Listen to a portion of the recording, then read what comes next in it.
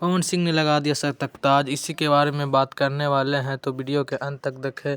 और जो भाई लोग हमारे इस चैनल को सब्सक्राइब नहीं किए हैं इस चैनल को सब्सक्राइब कर ले, क्योंकि भोजपुरी और माघी का हर खबर सबसे पहले हमारे चैनल पर ही दिखाया जाता है।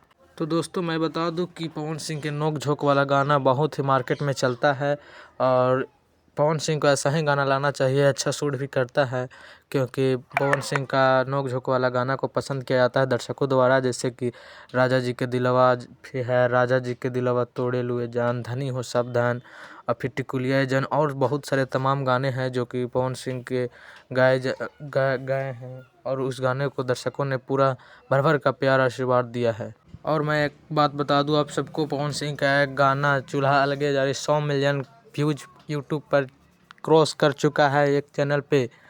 जी हाँ दोस्तों, 100 मिलियन क्रॉस हो चुका है मीरा म्यूजिक के यूट्यूब चैनल पे। अभी पवन सिंह के पुराने जो अभी 10 दिन 15 दिन पहले जो गाना आए थे, जैसे कि रूषा ने करेजा, धमाका हुई और फिर राजा रंगबाज, ये सब गाना अभी पूरा मार्केट में पिकअप पकड़ा हुआ है। अभी व्यूज इन लोग पर बहुत अच्छा मिल रहा है। तो बस आज का खबर यही था। तो बहुत बहुत धन्यवाद दोस्तों।